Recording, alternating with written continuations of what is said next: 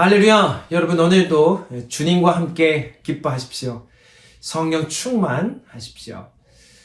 필립 스페너는 성경을 하나의 반지라 한다면 이 로마서는 그 반지의 보석에 해당한다 했습니다.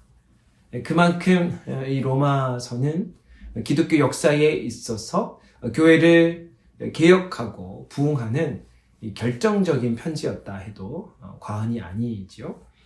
오늘은 그 첫 번째로 1장 15절의 말씀입니다. 그러므로 나는 할 수 있는 대로 로마에 있는 너희에게도 복음 전하기를 원하노라. 아멘. 오늘 말씀 관찰해 보면 흥미로운 사실 하나 발견하게 됩니다. 우리가 일반적으로 복음을 전한다 하면 예수님을 안 믿는 사람을 대상으로 하죠.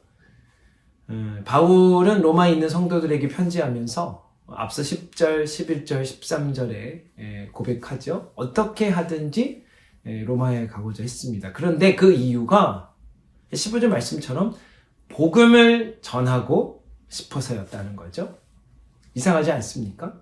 더구나 8절에 보면 로마의 성도들은 그 믿음이 온 세상에 소문날 정도였다 하는데, 그런데 왜 할 수 있는 대로 로마에 있는 성도들에게 가서 복음을 전하려 했을까? 이 당시 대부분 초대 교회들이 그랬던 것처럼 이단들 때문에 그릇된 진리에 빠지지 않도록 예방하려고 했던 이유일까? 이 로마서는 바울이 3차 전도여행 중에 이 고린도에 머물면서 쓴 편지이죠. 이제 전도여행을 마치고 예루살렘에 복귀하면 다시 돌아오지 못할 수도 있기 때문에 로마에 갈 기회를 영영 잃어버릴지도 모른다는 그 사실에 유언을 남기는 마음으로 로마서를 남긴 것일까? 이 로마서 13장 13절 14절에 보면 또 이런 말씀이 기록되어 있어요. 낮에와 같이 단정히 행하고 방탕하거나 술 취하지 말며 음란하거나 호색하지 말며 다투거나 시기하지 말고 오직 주 예수 그리스도로 옷 입고 정욕을 위하여 육신의 일을 도모하지 말라. 이 바울이 로마의 이 성도들에게 복음을 전하려 했던 이유, 예수님을 믿고 교회를 다니지만 시간이 지나면서 그 첫 믿음의 순수함과 또 그 열정을 잃어버린 사람들이 교회 안에 나타나서 그 사람들에게 다시 복음을 전하고 또 그들이 십자가 앞에서 다시 깨어나기를 소원했기 때문이 아닐까, 그런 생각을 하게 돼요. 여러분, 우리는 어떻습니까? 저는 세상에 두 부류의 사람이 있다고 생각해요. 예수님을 믿는 신자와 예수님을 믿지 않는 불신자.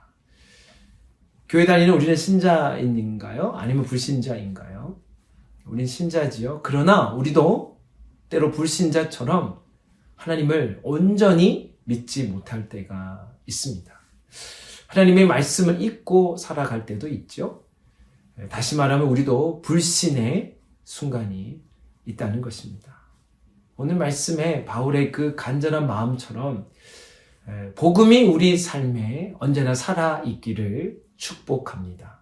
우리의 유일한 소망이 예수 그리스도, 그 복음 가운데 있음을 믿으면서 오늘 하루도 주님이 나의 과거와 현재와 미래를 책임지기에 충분하다는 고백으로 승리하는 이 한 날 되시기를 주님의 이름으로 축복합니다.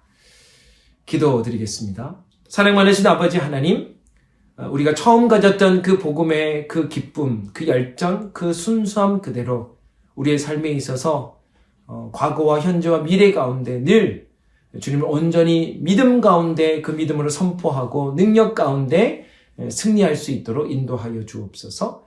예수님의 이름으로 기도 올리옵나이다. 아멘.